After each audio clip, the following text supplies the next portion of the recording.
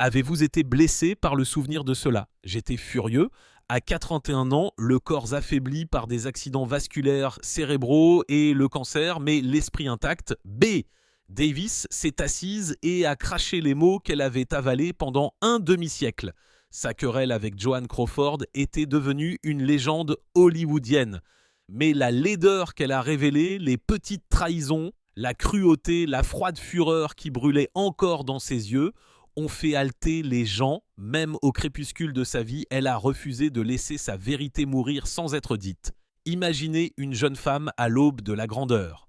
Bette Davis s'était frayé un chemin hors de l'obscurité avec une volonté pure, une femme qui refusait d'être l'ornement de qui que ce soit.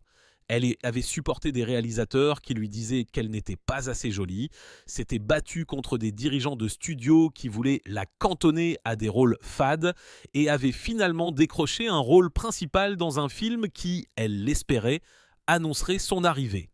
Warner Brothers lançait Ex-Lady avril 1933 et le studio a promis qu'elle serait la vedette, une actrice sérieuse entrant dans la lumière. La veille du lancement de la campagne de presse, elle s'est endormie excitée à l'idée de voir son visage sur tous les journaux le lendemain matin. Lorsqu'elle a déplié les journaux du matin, elle n'a rien vu sur elle-même. Chaque colonne, chaque titre criait que Joan Crawford demandait le divorce de Douglas Fairbanks Jr. La vie personnelle de Crawford avait détourné la presse. Pour Bette, c'était intentionnel, comme une gifle calculée. Crawford était déjà une chérie de Metro-Goldwyn-Mayer, une star glamour, avec des sourcils épais et de grands yeux qui savaient comment travailler la presse comme une politicienne chevronnée. Bette était une actrice de théâtre qui privilégiait l'artisanat à l'esthétique. Mais à ce moment-là, elle a appris une vérité laide. À Hollywood, l'image l'emportait sur l'art. Elle était censée avoir sa première grande campagne de publicité et, au lieu de cela, son nom a été enfoui sous les commérages sur une femme qu'elle connaissait à peine. Cela a piqué et la piqûre ne s'est pas estompée. Betty a intériorisé cet affront. Elle aurait pu hausser les épaules et dire que c'était un mauvais timing, mais elle pensait que c'était délibéré. Elle a dit à des amis qu'elle soupçonnait Crawford d'avoir programmé l'annonce pour éclipser la sortie du film de sa concurrente, le genre de manœuvre impitoyable qui a fait hérisser Bette. À partir de ce jour, elle a regardé Crawford avec des yeux fatigués. Les deux femmes étaient ambitieuses et farouchement indépendantes dans un monde d'hommes, mais l'une était célébrée pour sa beauté, tandis que l'autre était moquée pour sa franchise. La tension entre la star de cinéma et l'actrice sérieuse allait se transformer un gouffre. Ce qui avait commencé comme un titre volé s'est transformé rancune, et la trahison suivante n'était pas seulement professionnelle, elle était profondément personnelle. Si le fiasco du titre avait semé le ressentiment, les événements de 1935 l'ont arrosé d'humiliation et de chagrin. Pendant le tournage de Dangerous prêté à RKO, Betta a travaillé aux côtés d'un acteur charismatique nommé Franchot Tone. Il était intelligent, beau et gentil avec elle comme peu d'hommes l'avaient été. Bette est tombée amoureuse de lui. Entre les prises, elle buvait du café avec lui et partageait des blagues. Elle a dit à une amie qu'elle imaginait un avenir avec cet homme. Ce qu'elle ne savait pas, c'est que Joan Crawford avait jeté son dévolu sur lui. Crawford a invité Tone à des dîners somptueux chez elle où elle servait du champagne et du caviar et se baignait dans son propre attrait. La chose suivante que Bette a su, c'est que l'homme qu'elle adorait était tombé amoureux de Crawford. Ils se sont mariés octobre 1935, quelques jours seulement après que Bette ait publiquement déclaré son amour pour lui. Ce mariage était comme un coup de couteau. Ce n'était pas seulement qu'elle avait perdu un homme, elle avait l'impression que Crawford l'avait volé aussi négligemment qu'elle volait des titres. L'humiliation s'est poursuivie au moment même où Bee aurait dû triompher. 1936, elle a reçu sa première nomination aux Oscars pour avoir joué Joyce Heath dans Dangerous. Warner Brothers, désireux de la punir pour avoir enfreint les règles du contrat l'année précédente, a refusé de financer une robe glamour. Bette, toujours rebelle, a choisi une robe sans forme et peu flatteuse, signe de protestation. Lorsqu'elle est arrivée à la cérémonie et a remporté l'Oscar, elle avait l'air de porter un sac de farine. Joan Crawford est apparue dans le public, dégoulinant de diamants et vêtue d'une robe qui accentuait chaque courbe. Elle a embrassé Franchotone sur la joue et s'est approchée de Beth roucoulant. « Chère Beth, quelle jolie robe !» La presse s'est moquée de la juxtaposition de la sophistication de Crawford et de la robe simple de Davis. Beth s'est sentie exposée. Ce qui aurait dû être un moment de couronnement est devenu un autre embarras public orchestré par la même femme qui l'avait éclipsée auparavant. Privée, Beth bouillonnait. Elle a dit à des confidents qu'elle avait été moquée lors de la plus grande soirée de sa vie par la femme qui avait épousé l'homme qu'elle aimait. Elle n'a pas oublié. Des années plus tard, elle qualifierait la moquerie de Crawford comme l'une des pires insultes qu'elle ait jamais subies. Au-delà du chagrin d'amour se cachait une blessure plus profonde. Beta pensait que le mariage de Crawford avec Tone était moins une question d'amour que de victoire. Que ce soit vrai ou non, cette perception a alimenté sa rage. Et alors que les carrières des deux femmes continuaient de s'élever, leur collision allait devenir plus fréquente. La rivalité s'est transformée en hostilité ouverte et les lignes de bataille ont été tracées, mais il restait encore de la place pour une nouvelle tentative de paix, du moins apparence. 1943, après des décennies chez MGM, la popularité de Joan Crawford avait diminué. Elle a négocié une libération de son contrat et a surpris Hollywood, signant avec Warner Bros., Betts Studios et Kingdom. Les hauts responsables ont pensé que mettre leurs deux plus grands noms sous un même toit pourrait être rentable. Crawford semblait désireuse d'apaiser les tensions passées. Elle a envoyé à Betty des fleurs coûteuses, des lettres et de petits cadeaux, des jetons qui auraient sans doute pu sembler amicaux. Beth y a vu de la manipulation. Elle a retourné chaque cadeau avec une note sèche, remarquant plus tard que les ouvertures de Crawford ressemblaient moins à de l'amitié qu'à de la séduction. Dans l'esprit de Beth, Joan essayait de se rapprocher d'elle uniquement pour voler des rôles.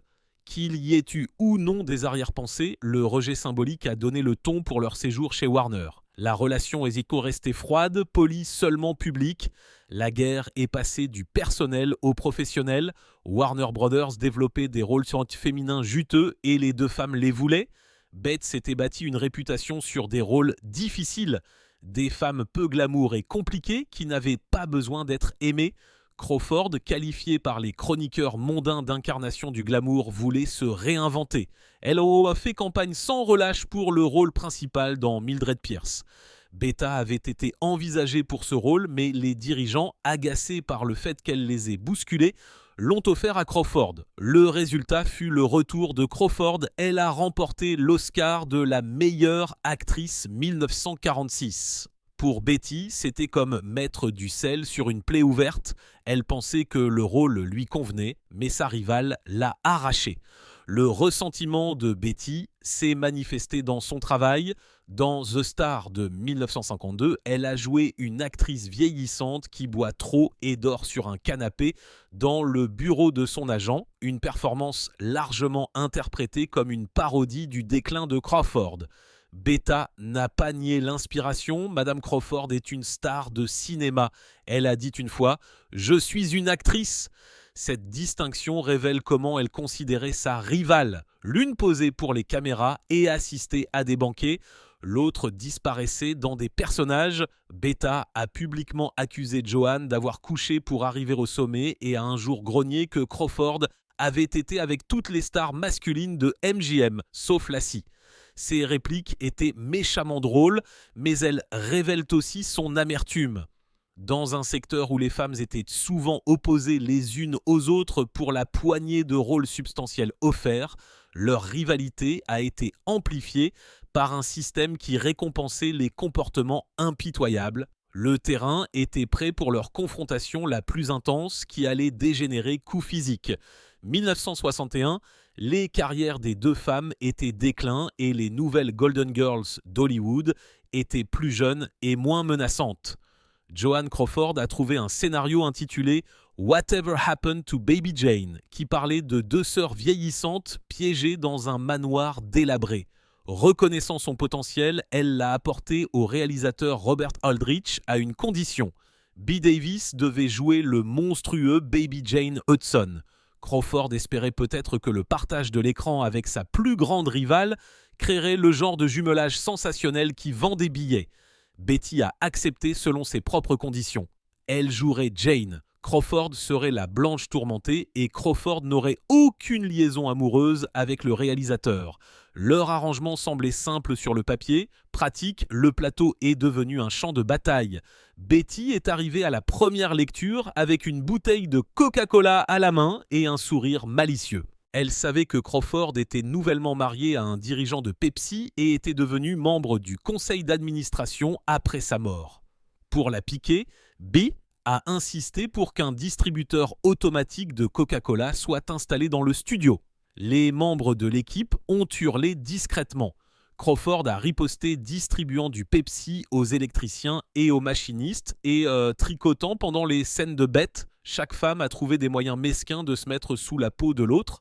Selon les personnes présentes sur le plateau, elles se disputaient l'affection de l'équipe avec des cadeaux et des compliments et toutes à deux appelaient le réalisateur tard dans la nuit pour se plaindre du manque de professionnalisme de l'autre. Leur animosité a dégénéré, douleur physique, dans une scène où Baby Jane bat Blanche, Beth, qui joue Jane, a frappé Crawford avec une telle force que Crawford a eu besoin de points de suture. Lorsque Beth a affirmé que c'était accidentel, Crawford a attendu sa vengeance. Plus tard, il y a eu une séquence dans laquelle Jane devait traîner Blanche sur le sol.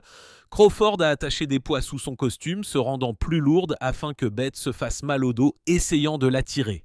Après plusieurs prises, Beth s'est effondrée de douleur, criant des jurons qui ont résonné dans tout le studio. L'équipe chuchotait qu'elle était témoin de décennies de haine se manifestant physiquement. Au milieu de tout cela, les deux femmes ont livré des performances captivantes. Baby Jane de Beth était grotesque et terrifiante, tandis que Blanche de Crawford suscitait la sympathie. Le film est devenu un succès et a relancé les deux carrières, mais la trêve à l'écran masquait la guerre qui se déroulait derrière. Et lorsque la saison des récompenses est arrivée, Joanne a orchestré une trahison qui allait éclipser toutes les autres. Le succès de Whatever Happened to Baby Jane a culminé avec des nominations aux Oscars. Bette Davis a été nominée pour le prix de la meilleure actrice. Joanne Crawford ne l'a pas été pour B. C'était une validation. Elle pensait que sa performance méritait la plus haute distinction de l'industrie et elle s'imaginait monter sur scène sous un tonnerre d'applaudissements. Crawford avait d'autres idées. À l'insu de Bette, elle a contacté chaque actrice nominée qui ne pouvait pas assister à la cérémonie, y compris Anne Braftoft pour The Miracle Worker, et a proposé d'accepter leur Oscar leur nom. Crawford leur a dit qu'elle serait honorée de les remplacer si elles gagnaient. C'était une décision astucieuse déguisée générosité. Le soir de la cérémonie, Bette était assise dans le public vêtue d'une robe ajustée, ses cheveux parfaitement coiffés. Elle avait préparé un discours, mais elle n'a jamais eu l'occasion de le prononcer. Lorsque le présentateur a ouvert l'enveloppe et a annoncé qu'Anne Bancroft avait gagné, la caméra a coupé sur Crawford coulisses. Dans une robe argentée scintillante, elle a dépassé Bette assise et a glissé sur la scène, un sourire éblouissant pour accepter le prix. La mâchoire de Bette s'est crispée devant toute la communauté hollywoodienne. La femme qui avait autrefois volé ses titres et son amant lui volaient maintenant les projecteurs une fois de plus. Crawford a bercé l'Oscar comme s'il était le sien et a remercié au nom de Bancroft. Les photographes ont capturé l'expression figée de Bette. À l'intérieur, son humiliation était volcanique. Plus tard, elle a dit à des amis qu'elle s'était sentie physiquement malade regardant Joanne monter sur scène. Cette nuit-là n'a pas seulement blessé sa fierté, cela a confirmé sa conviction que Crawford ne reculerait devant rien pour la surpasser. Après les Oscars, leur relation est devenue carrément toxique. Betty a publiquement accusé Crawford de la saboter et l'a traitée privée de fausse, une expression que ses collègues ont citée pendant des années. Crawford, pour sa part, a insisté sur le fait qu'elle n'avait fait qu'aider les candidats absents, mais le mal était fait. L'histoire de Crawford arrachant l'Oscar à Bette est devenue une partie de la légende hollywoodienne. Ce n'était pas la dernière trahison entre elles, mais c'était peut-être la plus publique. Pourtant, les producteurs hollywoodiens, toujours avides de controverses, se sont demandé s'ils pouvaient exploiter leur inimitié une fois de plus. L'idée était de les réunir, de regarder les étincelles voler, de vendre des billets grâce à leur haine. Ce sur quoi ils ne contémonaient pas, c'était l'épuisement. Les années de colère commençaient à se faire sentir. 1964, le réalisateur Robert Aldrich a commencé à développer Hush, Hush, Sweet Charlotte, un thriller gothique du Sud avec des rôles parfaits pour les actrices plus âgées. Il espérait retrouver la magie de Baby Jane réunissant Bette Davis et Joan Crawford. Au début, les deux femmes semblaient partantes. On leur a offert des contrats lucratifs et la promesse d'un autre succès au box-office. Au cours des premières répétitions, les vieilles tensions ont bouillonné sous la surface, mais elles ont réussi à être civiles. Puis, la première semaine de tournage a sombré dans le chaos. Betta, qui était maintenant productrice du film, était dans une position d'autorité qu'elle n'avait jamais eue auparavant. Les membres de l'équipe ont déclaré qu'elle donnait à Crawford des heures de convocation impossibles et qu'elle réécrivait des scènes sans lui dire. Elle a donné des interviews critiquant l'éthique de travail de Crawford. Crawford a riposté simulant une maladie. Elle s'est fait admettre dans un hôpital, invoquant une pneumonie et un épuisement, et a refusé de revenir tant que Bee ne se serait pas excusée. Bette a refusé. Pendant des semaines, la production a été bloquée. Les compagnies d'assurance ont menacé d'annuler le film. Finalement, Aldrich, désespéré de maintenir le projet vie, a remplacé Crawford par Olivia de Havilland. Le départ de Crawford a permis au film de se poursuivre, mais le coup a été l'implosion finale de sa relation avec Bee. Tout espoir de trêve s'est dissous dans l'amertume. Betty a déclaré à un journaliste qu'elle était soulagée. « Au moins, je n'aurais plus à traîner ça sur un sol ». Crawford, publiquement gracieuse, a juré privé de ne plus jamais parler à Davis. Le film a ensuite été nominé aux Oscars, mais la presse qui l'entourait a été dominée par le changement de casting dramatique. Ce qui aurait pu être une chance de réconciliation est plutôt devenu une autre victime de leur querelle. À ce stade, les deux femmes vieillissaient dehors des projecteurs centraux d'Hollywood. De plus jeunes starlettes décrochaient des rôles qui leur auraient été offerts autrefois. Les studios qui les encensaient autrefois les considéraient maintenant comme des passifs. Pourtant, la légende de leur querelle n'a fait que croître. Les journalistes les interrogeaient sur l'autre dans chaque interview. Les fans bavardaient de leurs insultes et les tabloïds publiaient des histoires sur qui avait gagné et qui avait perdu. La vérité était plus complexe. Les deux femmes ont été blessées. Les deux étaient fatiguées. Et les deux étaient toujours à la recherche de travail dans une industrie qui avait évolué. Leur rivalité était devenue une prison, mais derrière ces barreaux, elles ont quand même réussi à se lancer des grenades l'une sur l'autre, même si le temps passait. Mais 1977, lors d'une interview sur sa carrière, on a demandé à Bette Davis si elle se réconcilierait un jour avec Joan Crawford. Elle a ri amèrement et a dit « Pourquoi le ferais-je » Elle ne s'est jamais excusée. Lorsqu'on lui a annoncé l'année suivante que Crawford était décédé, elle aurait répondu « Il ne faut jamais dire du mal des morts. Il ne faut dire que du bien. Joan Crawford est morte. Bien. » La réplique a fait le tour des talk-shows et des magazines. Mais cette réplique, que certaines sources disent qu'elle a prononcée sur un plateau et d'autres privés, ne représentait qu'une partie de ses sentiments complexes. Il y a eu des moments où Betta a fait preuve d'une compassion surprenante envers son ancienne rivale. Lorsque Christina Crawford a publié ses mémoires, Mommy Dearest, 1978, accusant sa mère de cruauté, Bee a défendu Joan. Elle a dit que même si elles avaient été ennemies, elle respectait le talent de Joan et trouvait détestable qu'un enfant publie de telles accusations. Elle a laissé entendre que toute mère pourrait être poussée au bord du gouffre par les pressions que Joan avait subies. Dans ce commentaire, on entrevoit de l'empathie, peut-être la reconnaissance que les deux femmes avaient été dépeintes comme des monstres et avaient vu leur vie privée transformée arme. Elle a également été juste lorsqu'elle a parlé du professionnalisme de Crawford. Lors d'une apparition 1987 au Today Show, elle a dit à Bryant Gumbel que Crawford était toujours à l'heure et toujours préparé pendant le tournage de Baby Jane. Elle a admis qu'elles ne sont jamais devenues amies, mais elle a reconnu que Joan connaissait ses répliques et a donné une bonne performance. Venant de Bette Davis, ces mots sonnaient presque comme des éloges. Elle pouvait mépriser la personne et quand même respecter le travail. Au fil du temps, elle a fini par comprendre que les échanges d'insultes maintenaient leur non-vie, même si le fait de nourrir une rancune l'épuisait. À la fin des années 1980, Bette Davis avait survécu à un accident vasculaire cérébral et à une mastectomie. Elle marchait avec une canne, sa voix autrefois fougueuse était maintenant rauque, mais ses yeux brillaient toujours d'intensité. Fêtant ses 80 ans avril 1989, elle est apparue dans des émissions de télévision telles que David Letterman et Larry King. Sachant que son temps était limité, elle a cessé de plaisanter sur Crawford et a parlé de la solitude qu'elle avait ressentie étant comparée à une autre femme dans un monde d'hommes.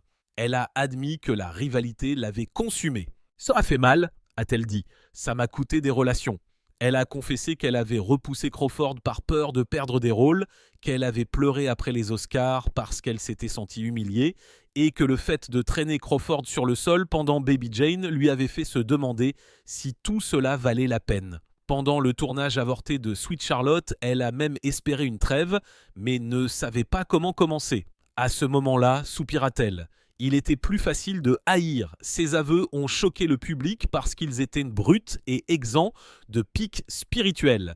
Ce qui a rendu ses dernières confessions si puissantes, c'est qu'elles l'ont humanisé.